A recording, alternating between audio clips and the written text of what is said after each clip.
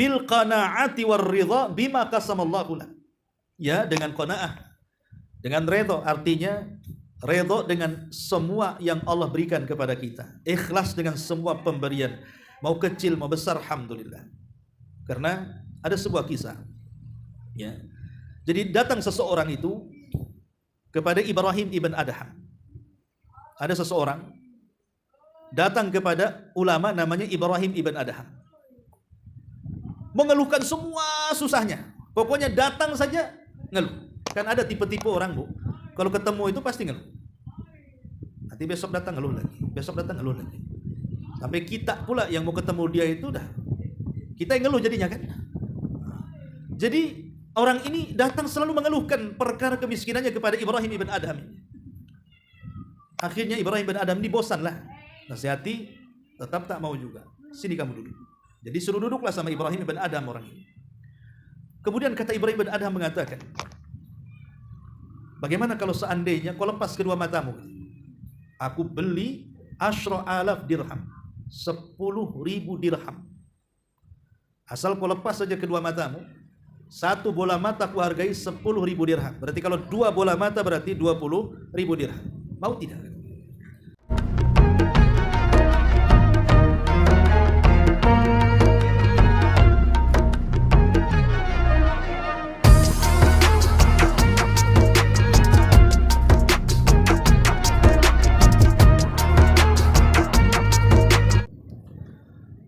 Bismillahirrahmanirrahim. Assalamualaikum warahmatullahi wabarakatuh.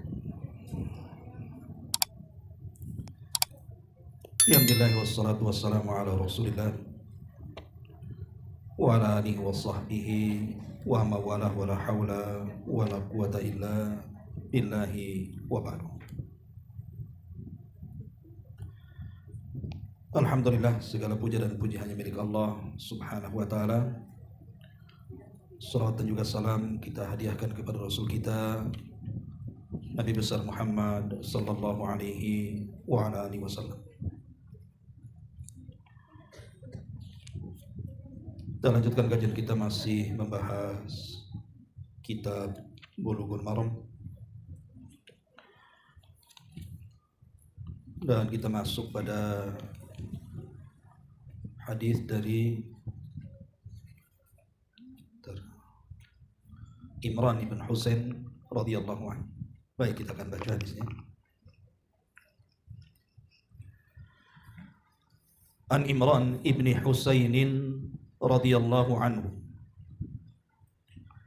anna an-nabiy sallallahu alaihi wasallam qala inna Allah yuhibbu idza an'ama ala abdihi ni'matan an yara athara ni'matihi alaihi. Rawahul Baihaqi. Sesungguhnya Allah subhanahu wa ta'ala sangat suka pada hambanya apabila Allah memberikan nikmat atas hambanya dengan sebuah nikmat, dia pun menampakkan bekas-bekas nikmat yang Allah anugerahkan kepadanya.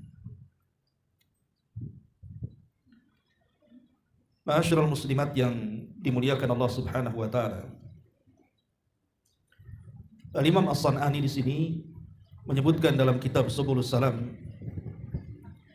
fi hadhihi al-ahadits dalalatun ala anna Allah yuhibbu minal abdi idhara ni'matihi fi ma'kalihi wa malbasihi fa innahu syukrun lin ni'mati fi'liyun. ولأنه إذا رأوه المحتاج في هيئة حسنة قصده ليتصدق عليه وبذاذة الهيئة سؤال وإدحار للفقر باللسان الحالي ولذا قيل ولسان حالي بالشكاية أنطق وقيل وكفاك الشاهد المنظر عن مخبري. Kata Imam As-San'ani rahimahullahu ta'ala, dia mengatakan hadis ini sebagai dalil bahwa Allah subhanahu wa ta'ala sangat mencintai hambanya ketika menampakkan nikmatnya, baik dari makanan yang dia makan termasuk pakaian yang ia pakai, karena itu bagian daripada syukur nikmat secara perbuatan.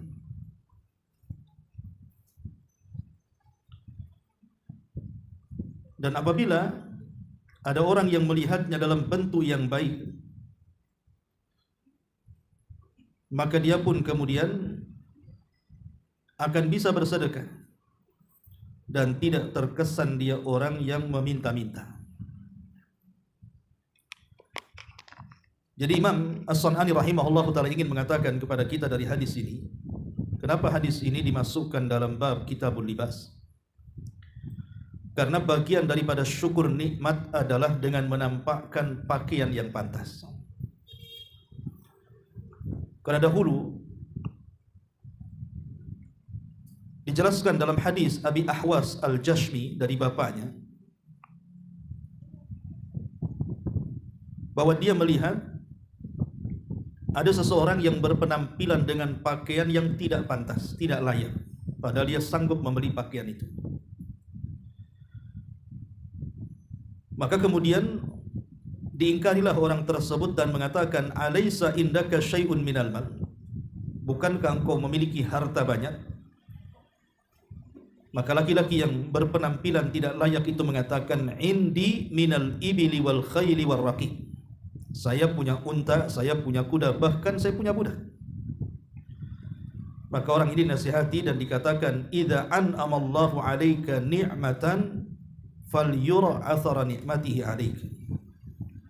Wahai fulan, apabila Allah Subhanahu wa taala telah menganugerahkan nikmat kepadamu, tampakkan nikmat itu. Karena itu bagian daripada syukur nikmat dalam bentuk perbuatan. Baik, ma'asyiral muslimat yang dimuliakan Allah Subhanahu wa taala, sedikit bicara tentang mensyukuri nikmat Allah Subhanahu wa taala. Kita tahu bahwa Allah Subhanahu wa taala menganugerahkan rizki kepada kita itu tidak pernah terputus.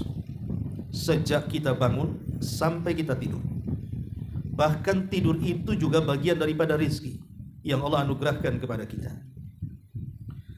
Artinya kalau kita hendak menghitung rizki yang Allah anugerahkan kepada kita berupa nikmat-nikmatnya itu, tidak mungkin hamba siapapun mampu menghitungnya.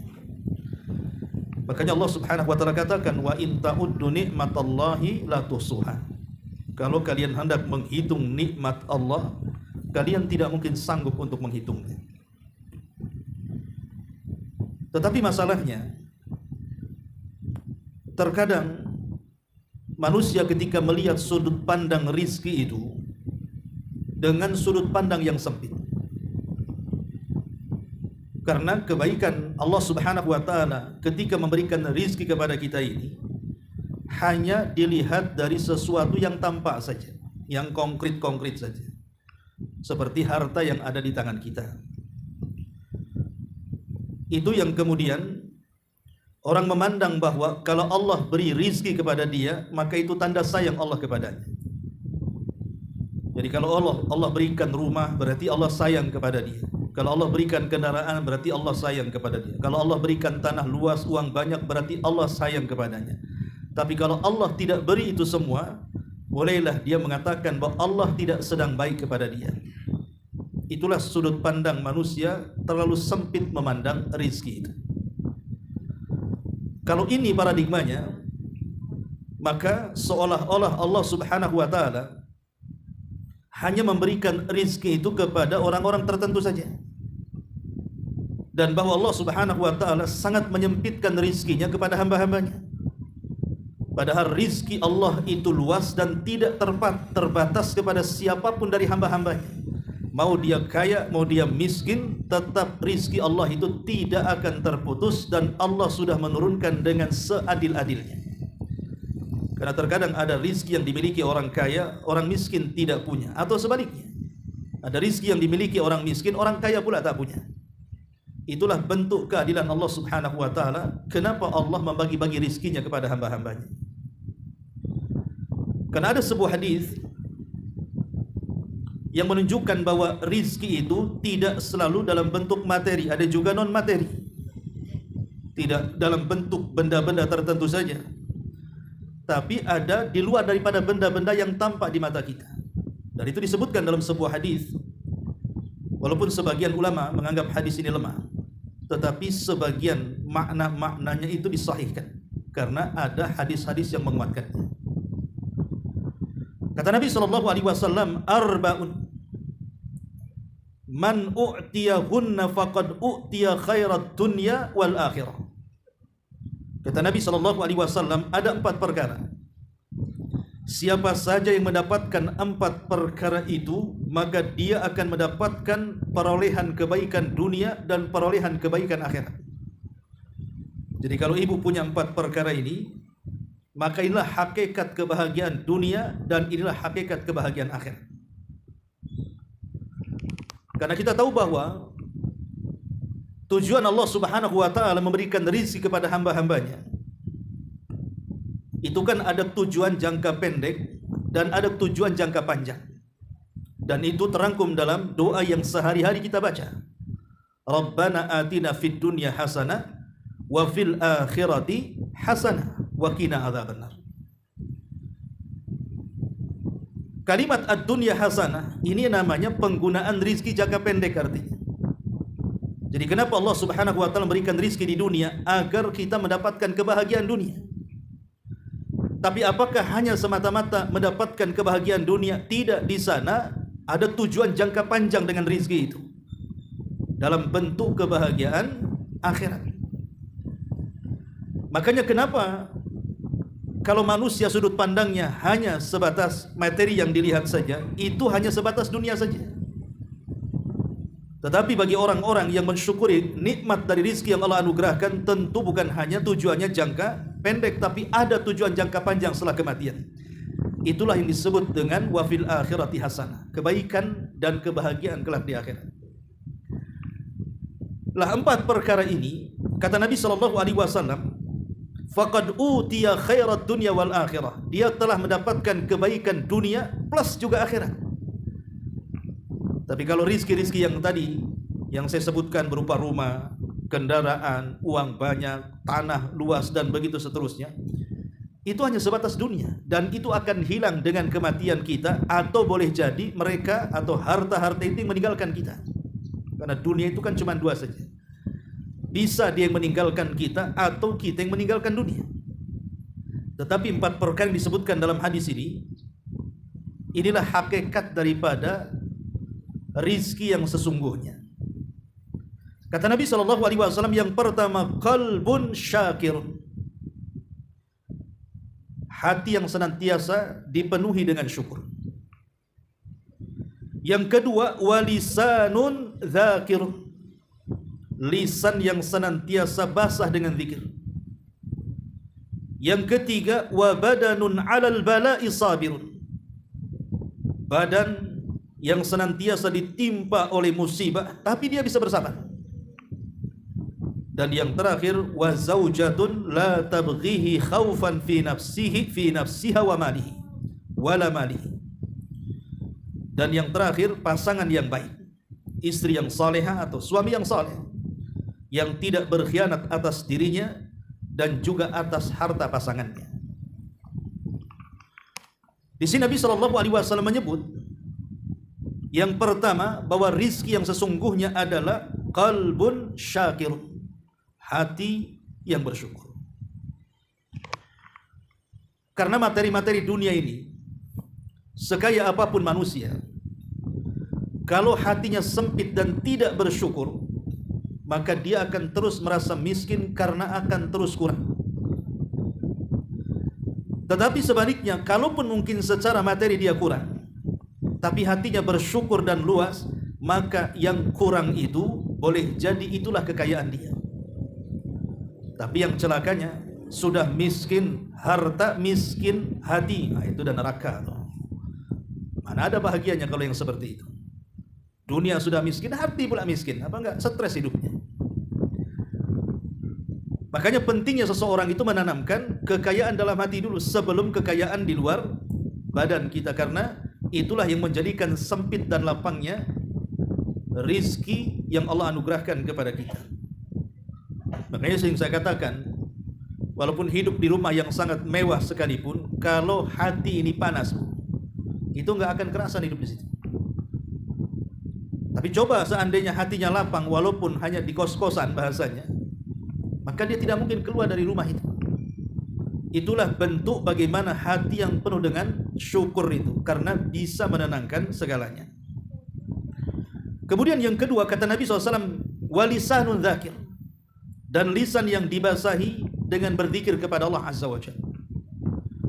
Tentu zikir itu kan ada yang sifatnya lafaz, ya, kita senantiasa membaca tasbih, tahlil, takbir, tahmid dan begitu seterusnya. Ada yang sifatnya fikir, artinya memikirkan alam semesta, itu bagian daripada zikir juga. Bahkan itu zikir yang paling baik. Ketika seseorang bisa tafakkur, merenungkan alam semesta dan isinya, maka itulah hakikat zikir yang sesungguhnya. Karena dengan melihat alam itulah kita makin yakin tentang adanya Allah Subhanahu wa taala.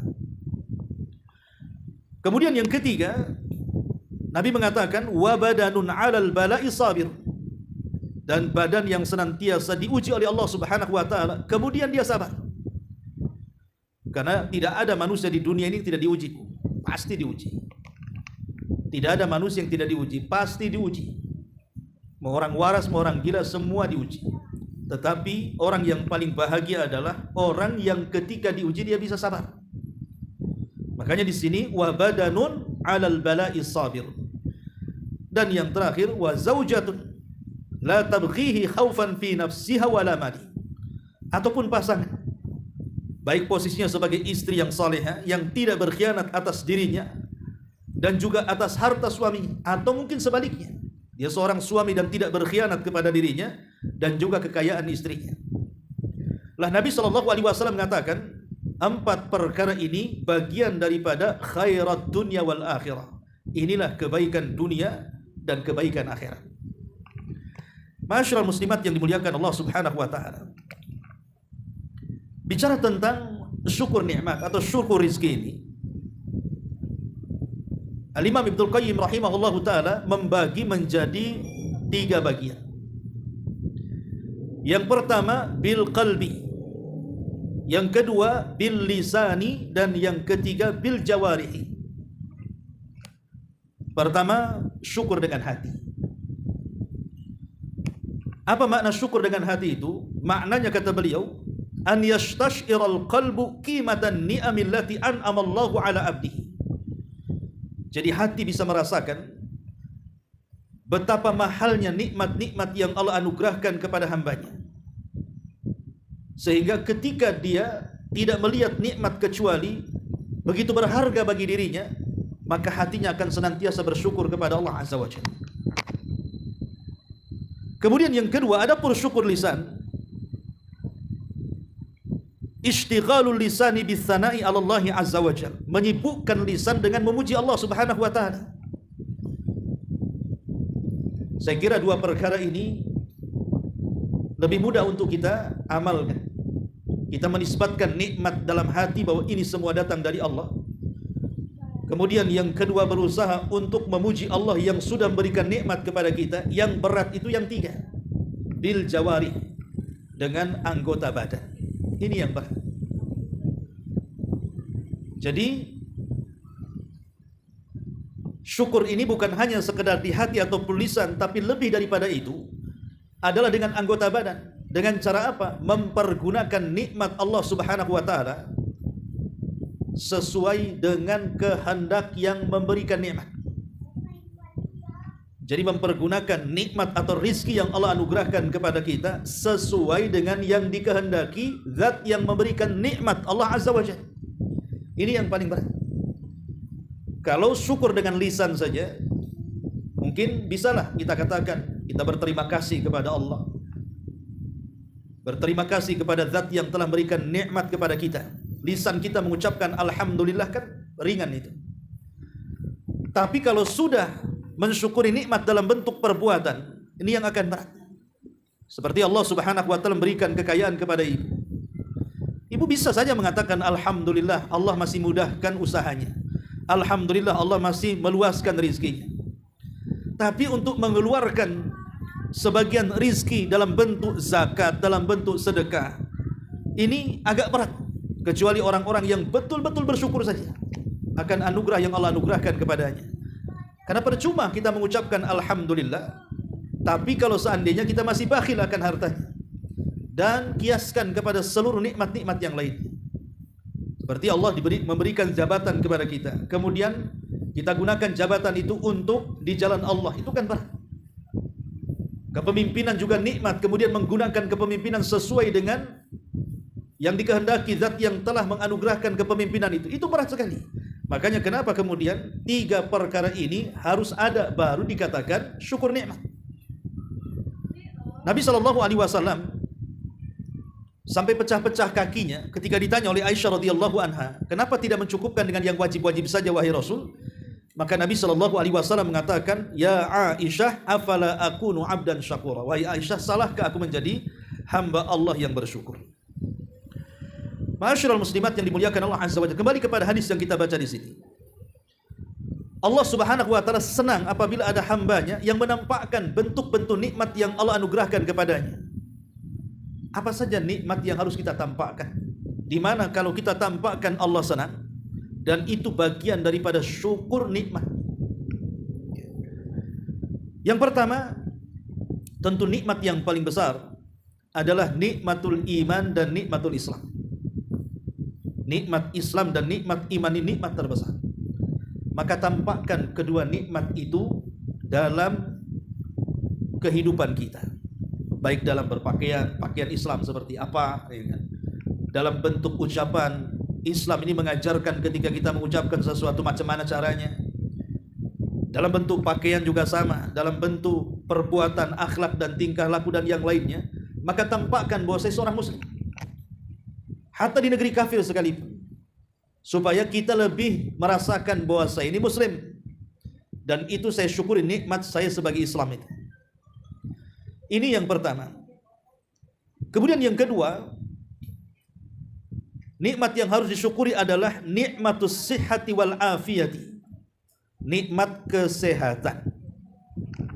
Nikmat kesehatan ini harus kita syukuri. Dengan cara apa? Mumpung sehat, dan kalau memang ada kesempatan, gunakan badan ini untuk lebih beribadah lagi kepada Allah Azza wa Jalla. Sebab kalau udah sakit, rata-rata orang susah ibadah, baru mengeluh.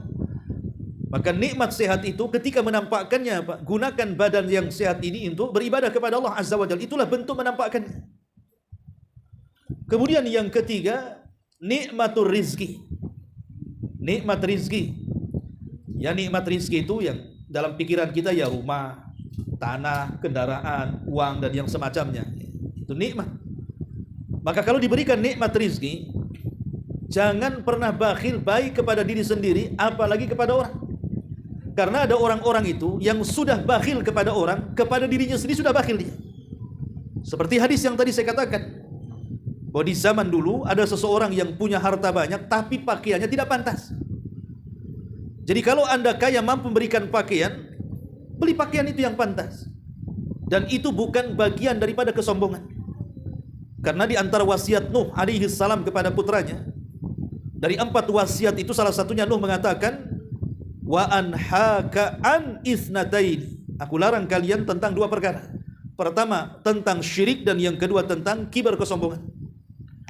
Sehingga ada sahabat bertanya kepada Rasul ketika Rasul menyampaikan wasiat Nuh kepada putranya ini, dan mengatakan, ya Rasulullah, amma syirku fa'alimna. Adapun kesyirikan kami sudah paham. Lalu apa yang dimaksud kibar, sombong itu? Apakah kalau seandainya saya punya sandal bagus itu dikatakan sombong? Kata Rasul, tidak. Karena sombong itu bukan di sandal. Apakah kalau saya punya baju bagus kemudian saya pakai, ini bagian daripada kesombongan? Kata Rasul, tidak. Karena sombong itu bukan dalam pakaian. Kemudian sahabat ini mengatakan, apakah kalau saya punya kendaraan yang mewah, yang bagus, kemudian saya kendarai, apakah termasuk sombong? Kata Rasul, tidak, karena sombong itu bukan di kendaraan. Apakah kalau saya punya teman bermajelis, dan teman-teman itu mungkin memiliki jabatan, pangkat, sehingga aku berteman dengan mereka, termasuk kesombongan? Kata Rasul, tidak. Kemudian sahabat ini bertanya, lalu apa itu sombong wahai Rasul? Maka Rasul menyebutkan sombong itu safahul haqqi wa ghamdun nas. Ketika orang menolak kebenaran dalam nasihat dan merendahkan orang lain. Seperti yang terjadi di zaman Rasul. Ada seorang sahabat yang makan dengan tangan kiri. Kemudian Rasul mengatakan, makan kau dengan tangan kanan. Sahabat ini mengatakan, mastata'tu, aku tidak bisa wahai Rasul. Rasul marah. Karena belum dicoba sudah mengatakan, aku tidak bisa. Harusnya kan dicoba dulu. Kalau sudah tidak bisa, tidak sanggup, baru kemudian dia bilang tidak bisa. Ini belum dicoba, tapi dia mengatakan mastata'tu, aku tidak bisa wahai Rasul. Maka Rasul sallallahu alaihi wasallam mengatakan, idzan mastata'ta abada. Kalau begitu, maka tanganmu tidak akan sanggup diangkat selamanya, karena engkau tidak mengatakan kecuali karena kesombongan. Inilah sombong, artinya kalau dinasihati, dia menolak nasihat, itulah sombong namanya. Kata Rasul, makan dengan tangan kanan, dia tak mau, itulah sombong. Kemudian yang kedua, wa ghamdun nas. Inilah sombong yang kedua, meremehkan manusia. Jadi sombong itu bukan di pakaiannya. Ketika dalam hati kita saat menggunakan pakaian itu merasa pakaiannya lebih bagus, kemudian merendahkan pakaian orang, itulah sombongnya di situ. Ketika seseorang menggunakan kendaraan, merasa kendaraannya paling mewah, yang lain jalan kaki gitu, salam saja tidak, buka kaca pun tidak, itulah letak sombongnya. Bukan mobilnya yang sombong. Tapi ketika mengendarai mobil kemudian merendahkan orang yang tidak mengendarai, itulah yang sombong di situ letaknya. Atau bukan berarti orang yang menggunakan pakaian yang bagus, yang branded, yang harganya mahal gitu ya. Gak ada masalah, pakai saja selama tidak bertentangan dengan syariat. Tapi jangan pula kemudian pakaian itu merendahkan orang. Sampai ada orang berpakaian itu sengaja bandrolnya tidak dicabut. Biar tahu ini mereknya nih. Ini mahal nih. Ini dari Los Angeles tuh. Kebakaran. Jadi intinya bahwa sombong itu bukan di luar, tapi sombong itu dalam hati. Makanya ketika kita menampakkan nikmat itu bukan dalam bentuk kesombongan, tidak. Bahkan Allah suka selama tidak ada kesombongan loh ya. Kalau sudah ada kesombongan ya Allah tidak suka lah. Bukan karena pakaiannya, tapi sombongnya yang Allah tidak suka. Tapi kalau dia memang hanya ingin menampakkan nikmat, apa salahnya saya punya rizki, saya beli rumah yang agak besar, saya beli kendaraan yang ya agak bagus biar gak bolak-balik masuk bengkel. Ya, umpamanya saya beli pakaian yang layak kan, biar enak di badan juga. Apa salahnya? Tidak ada masalah. Justru itu bagian daripada syukur fi'li, kata Imam San'ani tadi. Itu namanya syukur perbuatan namanya. Tapi tidak boleh dipaksakan pula. Karena ingin menggunakan pakaian bagus, utang-utang gitu. Itu baju utangan nanti. Ya. Jadi intinya bahwa di sini, jadi Allah suka ketika ada seorang hamba menampakkan nikmat yang Allah anugerahkan kepada hambanya.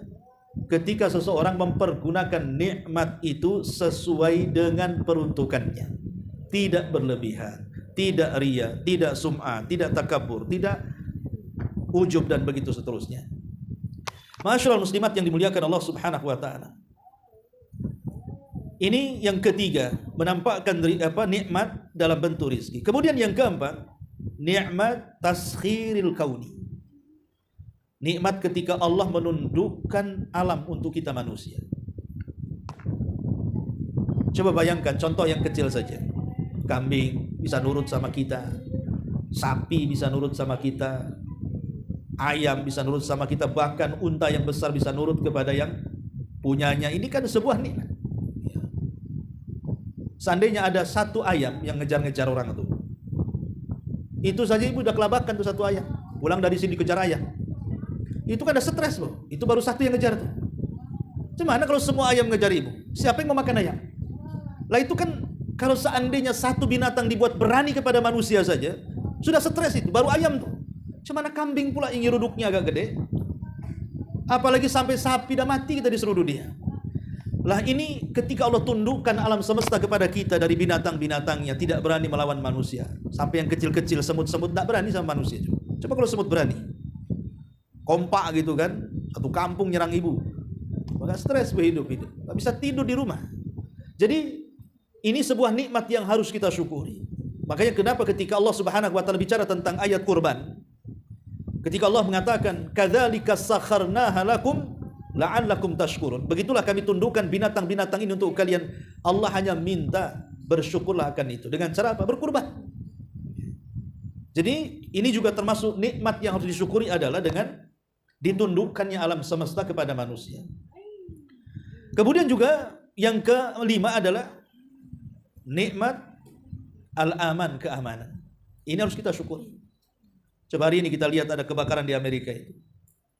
Mereka tidak aman. Apalagi hartanya sudah habis ludes, tidak aman. Kita lihat banjir kemarin di Batam sini saja. Itu kita tidak aman itu. Mau ke sana banjir, tak jadi ke sana. Jangan lewat sini ada pohon tumbang, tak jadi. Udah nggak aman kita mau berangkat kemana-mana. Ini nikmat kecil. Apalagi aman sebuah negara kan itu. Seperti lihat Palestina yang nggak aman tuh, stres hidupnya. Makanya di sini nikmat yang Allah anugerahkan berupa nikmat aman ini syukur. Jangan membuat kerusuhan di negeri yang sudah aman. Dan banyak sekali nikmat-nikmat yang harus kita tampakkan. Ini bagian dari nikmat yang harus tampakkan. Nikmat Islam, nikmat sehat, nikmat rizki, ditundukkannya alam, termasuk juga nikmat keamanan dengan tidak merusuh. Ya, tampakkan itu kita orang baik, kita bukan pencuri, kita bukan pencopet, supaya orang aman di sekeliling kita. Dan itu ditampakkan. Masyaallah muslimat yang dimuliakan Allah Subhanahu wa taala. Adapun di antara keutamaannya orang-orang yang mampu mensyukuri nikmat Allah Subhanahu wa taala ini banyak. Yang pertama, syukur nikmat itu adalah sifatul anbiya, sifatnya para nabi. Jadi ketika kita bisa mensyukuri nikmat itu adalah sifatnya para nabi.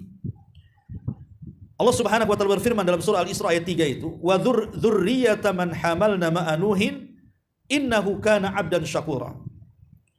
Dan keturunan manusia yang kami bawa di perahunya Nuh. Maksudnya di kapal perahu Nuh alaihi salatu wassalam. Kemudian Allah sifati Nuh dengan kata-kata innahu kana 'abdan syakuran. Nuh adalah seorang hamba yang bersyukur kepada Allah Subhanahu wa taala. Kemudian juga Allah Subhanahu wa taala ketika menyebutkan sifat Ibrahim, syakiran li an'umihi. Ibrahim adalah hamba Allah yang bersyukur akan nikmat-nikmat yang Allah anugerahkan kepadanya. Ini yang pertama, bahwa syukur nikmat adalah sifatnya para nabi. Yang kedua, bahwa syukur itu bisa melanggengkan nikmat dan kufur itu bisa melenyapkan nikmat. Allah Subhanahu wa taala mengatakan, la in syakartum la azidannakum wa la in kafartum inna adzabi lasyadid. Jika kalian bersyukur akan nikmatku, ku tambah. Tapi jika kalian kufur akan nikmatku, maka ku lenyapkan nikmat kalian. Kemudian yang ketiga, termasuk sifat orang yang beriman juga. Kata Nabi sallallahu alaihi wasallam, ajaban li amril mu'min. Inna amrahu kullahu khairun wa laysa dzaka li ahadin illa li mu'min. Sungguh menakjubkan perkaranya seorang mukmin itu. Semua masalahnya dianggap baik. Dan itu tidak ada bagi seseorang kecuali dia seorang mukmin. Yang menganggap semua masalah baik itu hanya seorang mukmin. In asabathu syarra syakara. Kalau ditimpa kebaikan dia bersyukur. Fakana khairan lahu, dan syukur itu baik bagi dia. Wa in asabathu dharra sabara fakana khairan lahu. Dan kalau ditimpa sebuah madarat, ujian yang berat, dia bersabar, dan sabar juga baik bagi dia. Jadi bagi seorang mukmin itu tidak ada bedanya. Apakah diberikan nikmat ataukah diberikan ujian, dua-duanya baik. Kalau diberikan nikmat dia bersyukur, kalau diberikan ujian tinggal bersabar. Dan dua-duanya yang menyempurnakan Islam. Kalau satu di antara keduanya hilang, maka hilanglah Islam. Karena syukur itu separuh Islam dan sabar itu separuh Islam. Kalau digabungkan maka sempurnalah Islam seseorang. Kemudian yang keempat, sebab mendapatkan redha Allah Subhanahu wa taala. Allah mengatakan dalam surah Az-Zumar ayat 7, in tashkuru yardhahu lakum. Kalau kalian bersyukur akan nikmat Allah, Allah akan redha kepada kalian. Dan redhanya Allah Subhanahu wa taala adalah nikmat terbesar yang kalau Allah anugerahkan kepada kita. Tidak ada nikmat yang lebih besar melebihi redha. Ya. Karena nanti penduduk surga ketika mereka berbicara dengan Allah Subhanahu wa taala di balik hijab, dan hijabnya Allah itu cahaya dalam riwayat api. Jadi Allah Subhanahu wa taala menawarkan nikmatnya dengan mengatakan, saluni ma syi'tum, mintalah kalian kepadaku sesuai dengan kehendak kalian. Hadza yaumun mazid, ini tambahan nikmat untuk kalian. Tapi penduduk surga mengatakan di hadapan Allah, alam tubayyid wujuhana, bukankah engkau sudah memutihkan wajah kami? Wa tudkhilanal jannah wa tubaiduna anin nar, kau masukkan kami ke surga, kau keluarkan kami neraka, ini sudah cukup ya Rabb. Apalagi sudah cukup. Ya. Tapi Allah karim dengan mengatakan, saluni ma syi'tum, minta saja apa yang kalian kehendaki. Ini hari tambah nikmat untuk kalian. Karena penduduk surga ini kebingungan, mau minta apa? Semua yang mereka hajatkan sudah ada dan sempurna. Akhirnya Adam alaihi salam mengajarkan kepada mereka penduduk surga agar meminta kepada Allah tentang keredhoannya. Maka penduduk surga pun mengatakan, ya Rabb, berikan redhamu kepada kami. Kenapa Nabi Adam alaihi salam meminta kepada penduduk surga untuk minta redha kepada Allah? Sebab ada alasannya. Kata Adam alaihi salatu wassalam, kalau seandainya Allah subhanahu wa ta'ala sampai murka kepada kalian, maka kalian akan dikeluarkan dari surga sebagaimana bapak kalian pernah dikeluarkan dari surga. Makanya mintalah redha, dan agar Allah tidak murka selamanya. Maka Allah subhanahu wa ta'ala mengatakan, kalau begitu aku berikan keridhaanku kepada kalian, dan aku tidak akan pernah murka selamanya. Ketika Allah tidak pernah murka selamanya, berarti mereka akan tetap tinggal di surga selamanya. Makanya itulah kenapa kemudian redha itu penting, baik di dunia ataupun di akhirat. Kemudian yang kelima, amanun minal adzab. Syukur itu bagian daripada pengaman dari azab. Allah subhanahu wa ta'ala mengatakan, ma yaf'alullahu min adzabikum in syakartum wa amantum. Allah tidak mungkin mengirim azab kepada kalian jika kalian bersyukur dan beriman. Kata Imam Qatadah rahimahullahu ta'ala, maksudnya, innallaha thana'uhu la yu'adzab atau la yu'adzibu syakiran wala mu'minan. Maknanya Allah tidak akan mengazab manusia-manusia yang pandai bersyukur dan manusia-manusia yang beriman. Ini yang kelima. Yang keenam, di antara fadilah syukur adalah al-ajru al-jazil fil akhirat. Dia akan mendapatkan pahala yang menumpuk pada hari kiamat. Disebutkan dalam surah Al-Imran ayat 145, wa sanajziz syakirin, dan kami akan balas dengan balasan yang baik bagi orang-orang yang bersyukur. Di sini Allah Subhanahu wa taala tidak menyebut nominal berapa balasannya, tapi Allah membahasakan dengan bahasa umum. Pokoknya orang-orang yang bersyukur kami akan balas dengan balasan yang baik. Dan itu terulang-ulang di beberapa ayat dalam Quran. Allah mengatakan seperti itu. Seperti Allah mengatakan dalam surah Al-Imran-nya ayat 144-nya, dan juga Allah mengatakan dalam surah Al-An'am juga ayat 53 dan begitu seterusnya. Ulama mengatakan ketika Allah Subhanahu wa taala tidak menyebut berapa bilangan upah atau ganjaran yang akan diberikan, menunjukkan bahwa pahala orang yang bersyukur itu berlipat ganda, sama dengan pahala sabar. Ketika Allah mengatakan innama yuwaffas sabiruna ajrahum bighairi hisab, kami akan balas orang-orang yang sabar tanpa hisab. Lah sebagaimana sabar juga balasannya tanpa hisab, syukur juga sama. Syukur juga sama, akan diberikan balasan tanpa hisab. Ma'asyiral muslimat yang dimuliakan Allah Subhanahu wa taala. Kemudian juga bab selanjutnya, lalu bagaimana caranya supaya kita bisa menjadi hamba yang bersyukur kepada Allah Azza wa Jalla, yang bisa menampakkan nikmat Allah dalam bentuk syukur itu, bagaimana caranya? Pertama, bitaqwallahi wal amali bita'atihi. Pertama, bertakwa kepada Allah dan beramal dengan ketaatannya. Ketika para ulama mentafsirkan surah Al-Imran ayat 123, walaqad nasarakumullahu bi badrin wa antum adillah. Sungguh Allah telah menolong kalian di perang Badar ketika kalian sedang berhajat kepada pertolongan Allah. Fattaqullaha la'allakum tashkurun. Bertakwalah kepada Allah agar kalian bisa menjadi hamba yang bersyukur. Kata Ibnu Ishaq, dia mengatakan, ai fattaquni fa innahu syukrun li ni'mati. Maknanya bertakwalah kepadaku karena takwa itu bagian daripada syukur atas nikmat-nikmatku. Jadi kalau seandainya setelah kita diberikan banyak nikmat, ibadah kita makin baik, itu bentuk syukur akan nikmatnya. Dulu waktu miskin mungkin sholatnya jarang-jarang, habis kaya sholatnya luar biasa, berarti mensyukuri nikmat kekayaan. Dulu waktu miskin ngaji jarang-jarang, sudah kaya makin rajin ngaji. Dulu saya waktu miskin mungkin susah untuk banyak berzikir, sudah kaya enak dia berzikir. Itulah bentuk syukur dengan takwa artinya. Makanya dulu saya ceritakan kepada ibu, ini pengalaman saya waktu di Yaman. Ya. Di Yaman itu Bu, ada orang kaya raya, saya pun heran. Kayanya itu luar biasa. Jadi semua pabrik-pabrik di Yaman itu, mulai dari pabrik minuman, makanan, ciki-ciki itu punya dia semua. Termasuk beberapa bank besar di Yaman itu punya dia. Ya.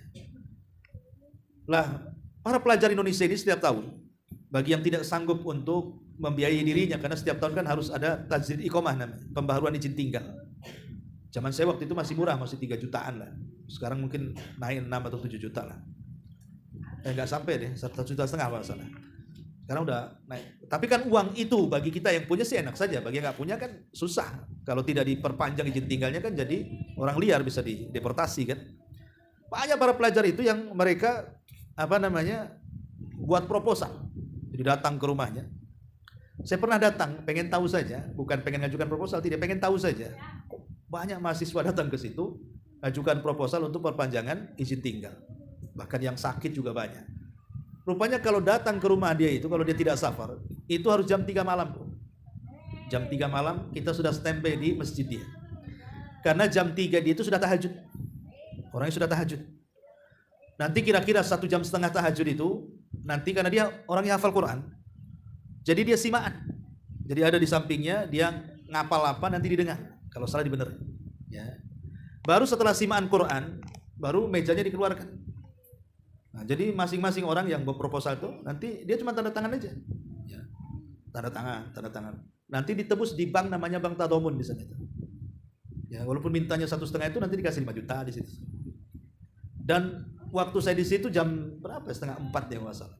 Itu yang ngantri 300 lebih setiap malamnya. Yang ngantri itu 300 lebih sampai subuh. Baru kalau subuh sudah tutup buku. Macam-macam, ada yang sakit, ada yang macam-macam keluhan orang-orang miskin Yaman itu. Ya. Dan itu setiap hari. Kecuali dia safar aja. Bahkan perusahaan di Indonesia juga ada perusahaan minyak. Nah, tapi yang jelas saya melihat di situ. Coba bayangkan, sempurna gimana tidak sempurna? Hartanya banyak, sholat malamnya tak tinggal. Dia juga hafal Quran. Sedekahnya tiap malam diambil sepertiga malam lagi. Itu kan sepertiga malam sedekahnya. Dan itu tiap hari selain safar. Coba bayangkan, padahal jarang orang kaya itu dermawan. Atau jarang orang kaya itu peduli dengan agama kan? Banyak. Ya. Karena kalau kita cerita nikmat Allah itu, garis besar nikmat Allah yang Allah anugerahkan kepada kita itu kan dua, Bu ya. Ada yang bersifat anfus, ada yang bersifat mal. Anfus itu maksudnya jiwa. Ya, jiwa ini berkaitan dengan masalah jabatan, ya, masalah ketenaran, masalah kepemimpinan, ya kan. Pokoknya selain daripada harta itu disebut anfus namanya. Ya. Kemudian yang kedua, ya, nikmat itu berupa harta, rumah, tanah, uang, dan begitu seterusnya. Ya. Lah biasanya dua nikmat yang Allah anugerahkan kepada kita ini dijadikan oleh Allah Subhanahu wa taala kan sebagai alat. Dua-duanya kan alat. Baik harta itu alat dari Allah. Kemudian juga anfus juga alat dari Allah. Artinya dengan dua ini harusnya seorang mukmin kan menjadikan dua-duanya sebagai alat untuk beribadah kepada Allah kan. Tapi kan kenyataannya tidak. Bukan kita yang memperalat harta, harta yang memperalat kita. Bukan kita yang memperalat jabatan, jabatan pula memperalat kita, dan begitu seterusnya. Makanya kan ada orang bercita-cita, oh nanti kalau sudah saya kaya, saya akan bangun ini, bangun itu, bangun ini, bantu ini, macam-macam. Sudah kaya mana tuh semuanya? Nggak ada. Karena biasanya kalau sudah terkena penyakit-penyakit hati itu, bukan memperalat dunia, tapi dunia memperalat dia. Dan kebanyakan orang kaya seperti itu. Sedikit orang kaya itu yang saya dapati loh ya. Ya, seperti yang saya dapati di Yaman itu luar biasa. Kalau Indonesia saya sampai hari ini belum dapati orang kaya kayak gitu. Karena sekaya apapun Indonesia ini paling apa? Sibuk menampilkan kekayaannya di konten-konten. Ya, punya mobil nih, tengok. Ini rumahnya, ini kamarnya, ini ininya, ini kebunnya. Setiap ada yang baru itu pula yang dikontenkan dan begitu seterusnya kan. Hanya konten saja. Membuat muntah orang-orang miskin kan jadinya. Nggak ada orang kaya dulu nggak kayak gitu kan. Nah ini kan menunjukkan memang syukur nikmat itu berat. Makanya kenapa kalau ingin mensyukuri nikmat bertakwa kepada Allah yang pertama. Kemudian yang kedua, bil qanaati war ridha bima qasamallahu lak. Ya, dengan qanaah. Dengan redha, artinya redha dengan semua yang Allah berikan kepada kita. Ikhlas dengan semua pemberian, mau kecil mau besar, alhamdulillah. Karena ada sebuah kisah. Ya. Jadi datang seseorang itu kepada Ibrahim ibn Adham. Ada seseorang datang kepada ulama namanya Ibrahim ibn Adham. Mengeluhkan semua susahnya. Pokoknya datang saja ngeluh. Kan ada tipe-tipe orang, Bu. Kalau ketemu itu pasti ngeluh. Nanti besok datang ngeluh lagi. Besok datang ngeluh lagi. Sampai kita pula yang mau ketemu dia itu dah. Kita yang ngeluh jadinya kan. Jadi orang ini datang selalu mengeluhkan perkara kemiskinannya kepada Ibrahim ibn Adham. Akhirnya Ibrahim ibn Adham ini bosan lah. Nasihati, tetap tak mau juga. Sini kamu duduk. Jadi suruh duduklah sama Ibrahim ibn Adham orang ini. Kemudian kata Ibrahim ibn Adham mengatakan, bagaimana kalau seandainya kau lepas kedua matamu? Aku beli 10,000 dirham. 10.000 dirham. Asal kau lepas saja kedua matamu, Satu bola mata aku hargai 10.000 dirham. Berarti kalau 2 bola mata berarti 20.000 dirham. Mau tidak? Dia berpikir, dia tidak maulah. Kemudian Ibrahim bin Adham mengatakan, sudah, kalau begitu saya kasih gunting, kau gunting lidahmu. Aku beri dengan harga yang sama 10.000 dirham. Mau tidak? Dia mengatakan, ya tidak maulah, nanti aku tak bisa bicara, katanya. Baik, kalau begitu, bagaimana kalau kau pecahkan kepalamu, ambil otakmu. Saya beli tuh otakmu 10.000 dirham. Dia mengatakan tidak. Udah kalau begini saja, ku ambil golok, kau potong kedua tanganmu, satu tangan ku beli 10.000 dirham. Mau tidak? Oh tidak mau. Ya sudah kalau begitu kakimu saja. Akhirnya dia mengatakan, ya fulan kau ini kaya sebenarnya. Karena kedua matamu saja seharga 10 dirham, 20.000 dirham. Nanti harga otaknya lagi, harga tangan lagi, harga kaki lagi. Ya. Kau ini kaya sebenarnya, tapi kau merasa miskin di hadapan Allah. Kalau kau jual itu kau bisa kaya, tapi kau mau tak jual, menunjukkan bahwa ini punya kekayaan dalam badan. Maka kenapa engkau mengeluh? Nah ini sebuah contoh terkadang kita ini tidak bisa qanaah dengan pemberian Allah, padahal dalam badan kita ini ada kekayaan. Ini yang kedua. Yang ketiga, bisolati duha, dengan cara salat duha. Karena Nabi SAW mengatakan, yusbihu ala kulli sulama min ahadikum sadaqah. Harusnya setiap pagi badan kita ini mengeluarkan sedekah. Dan setiap tasbih sedekah, setiap tahmid sedekah, setiap tahlil sedekah, setiap takbir sedekah. Mengajak manusia kepada kebaikan sedekah, mencegah manusia dari kemungkaran sedekah. Tapi di ujung hadis Rasul mengatakan, wa yujzi'u min dzalika rak'atani yarka'ahuma min ad-duha. Tapi kita tidak perlu melakukan itu, cukup 2 rakaat duha sudah mewakili semuanya. Itu bentuk syukur badan kita. Kan badan kita harus bersyukur dengan cara tasbih, tahlil, takbir, itu syukur badan namanya. Tapi tidak perlulah kalian melakukan itu, kata Rasul. Cukup 2 rakaat duha itu sudah mencukupkan semuanya. Intinya bahwa lihatlah ibrah-ibrah itu supaya bisa lebih bersyukur. Wallahu alam. Ini diantara keterangan singkat dari bab syukur. Baik, sampai di sini. Kalau ada pertanyaan silakan.